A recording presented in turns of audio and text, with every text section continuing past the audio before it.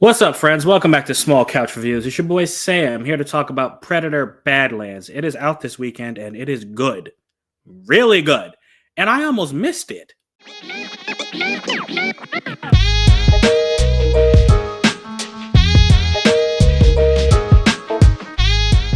Hey guys, please do me a favor. Hit that like and that subscribe button if you don't mind. It really helps out the channel and we really appreciate you if you do. If you choose not to, still love you. Let's talk about this. Predator Badlands is the third film directed by Dan Trachtenberg, and I'm very happy he directed it. Because I got to tell you, a year ago, I was not looking forward to watching this movie. I remember seeing the trailer and thinking, so it's going to be from the perspective of the Predator. It doesn't look like it's going to be for me. But Dan Trachtenberg did do Prey, which after it came out became my favorite movie in the Predator franchise. And then he did Predator Killer of Killers earlier this year, the animated feature, which we talked about, which then became my favorite movie of the franchise. So when I found out he was doing Predator Badlands, I was in on it. I knew I had to go see it. And yet again, he made another great movie. Now, it didn't follow the trend. This has not become my new favorite Predator movie. That does still belong to the one before this, Killer of Killers. But this and Prey are kind of like neck and neck. So I'm going to say that Predator Badlands is, my second, maybe my third favorite Predator movie. And for full disclosure, I do not recognize any Predator movie after the first one except these three. So Predator 2, Predator versus Alien, that 2018 abomination. I don't recognize them as being actual movies in this franchise. I just don't. Similar to how with Terminator, after Terminator 2, I don't believe any other Terminator movies exist. I don't. I've had this discussion many times. They do not exist to me. Okay. Hey, sorry. I had some technical difficulties there that I just sorted through. So apologies. Anyway, in this movie, we meet this young predator. His name is Deck. He belongs to a clan. They're called the Yautja clan. For whatever reason, he is an outcast in this clan. Like, they call him a runt. They call him weak. It may be because he's like physically smaller or skinnier than the rest of them. I'm not sure, but they don't like him. Everyone except his brother, that is. Yes, predators have families, and that is where we get the relatability in this movie. Because before the opening title even strikes, we understand that this predator has a brother who loves him, a brother that he loves, and they're the only two who really look out for each other. Now, his brother has been accepted into the clan, and they have decided that, they're going to send Deck out to complete the mission, that we've seen in all these other Predator movies. They go to another planet, hunt prey. If he can bring it back successfully, he will have proven himself and will be accepted by the clan. Good plan. Only thing is, his brother wasn't supposed to do that. His brother was supposed to kill him. Their father arrives, basically says, I told you to kill him, and puts out a hit, essentially, on Deck, our main predator. And his brother, obviously, he's like, well, no, let him go hunt. Let him, prove himself. And his dad says, nope. And because you're supporting his weakness, you yourself are weak. So father kills the brother right in front of Deck, literally murders him right in front of him. But before he dies, the brother is able to jettison Deck off to another planet where he can hopefully complete this hunt. This planet is known as the Death Planet, and that's where the movie gets its title from, because they are Badlands. Literally everything on this planet is trying to kill you, from the foliage to the animals. You're not safe at any point. And he is hunting the most dangerous thing on this planet, except now he's not just doing it to prove himself. He's doing it so that his brother's death was not wasted.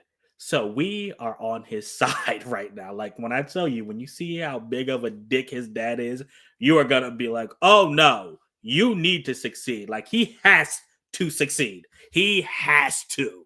So it's a big planet. He immediately encounters things that are dangerous and kind of snatch up a lot of his gear. And then he runs into a synth played by Elle Fanning, who you may have seen in all the promotional materials. She is a synth, as in she's an android. I was about to say something, but I don't think it was revealed, so I'm not going to spoil exactly where she came from or why she's here. But she is also after this thing that Deck is after. So they decide to team up, go after it. He can get his prize. She can get what it took from her. And that's kind of the movie. We kind of have like this, unconventional buddy cop pairing where they're on a journey together to try to capture and kill this enemy. Now, like I said, I really liked it. It's not a perfect movie. The CGI is pretty inconsistent. Sometimes it looks like a video game. And by that I mean it looks kind of like Amazon's Secret Level or some episodes of Love, Death, Robot, where it looks like the entire world is supposed to be CG, and these are CG characters in it. Other times it looks like, just, I guess what you call regular live action CG, where the effects are CG, but the characters are live action. So, sometimes it just looks like they lean a little too hard into it and it's inconsistent throughout. Also, the narrative that's being told is basic. Not a bad thing. There's nothing worse than being convoluted when you don't need to be convoluted, but it doesn't do anything special, is all I'm saying. Still good, though. But what really shines out for me are the characters here. I mean, we really hang out with two of them most of the time. We have Deck the Predator, who, is probably the most, not probably, he is the most relatable Predator we've ever seen in this franchise. Like, again, he's doing this for a bigger reason than just, oh, I want to kill because I want to prove that I'm an alpha. And in fact, he has a great conversation with Elle Fanning about what exactly being an alpha means. And Elle Fanning's character's name is Thea. Sorry, I'll call her that from now on. Anyway, yeah, Deck and Thea, them getting to know each other was really good. And it's kind of funny too. Thea, for her part, while she understands like the dangers of this world, she still has like this bubbly personality. And she's constantly talking, trying to get to know Deck, whereas he is focused on the mission. She is focused on them trying to become friends. And it's really funny seeing their two personalities kind of clash while they're on this journey together. Like, she is constantly talking, and that's where a lot of the comedy in the movie comes from. It even gets to a point where you might have seen in some of the stuff he's like wearing her as a backpack, and he purposely makes the backpack this way so that she's facing away from him. So he's like, "Yo, talk away from me. Like, stop talking." It was pretty funny. But of course, as the movie goes along, they get to know each other. They share secrets about their pasts and what they hope for in the future, and they form a bond. And that's really, really dope, bro. Like, this movie, it has no humans in it, but it is the most humane feeling of all of the Predator movies, if that makes sense. Like, that human connection between this synth and this Predator is really, really strong here, and it makes you care for them and care for their journey. Now, Thea is not the only synth on this planet. She came with a bunch of others, and they're not really nice like her. So that's where a lot of the action comes from. He is either fighting the planet itself or fighting the synths. And the fights are really good.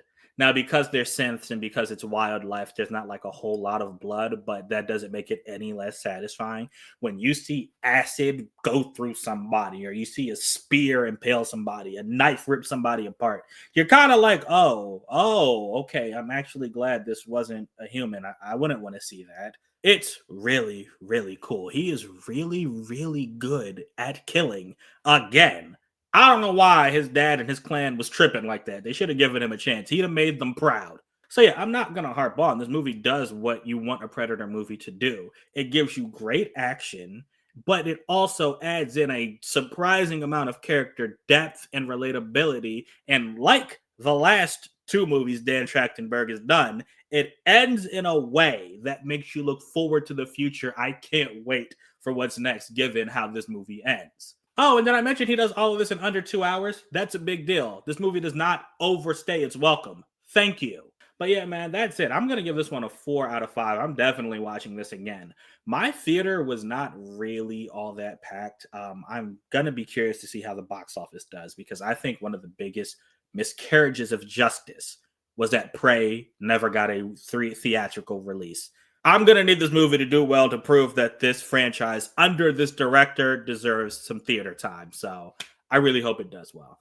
Anyway, that's all I got for Predator Badlands. Let me know what you thought about it. Did you enjoy it too? Was it just, a great popcorn flick for you? Look forward to hearing from you. Thank you so much for listening to me rant. I appreciate it. And until next time, I'm out.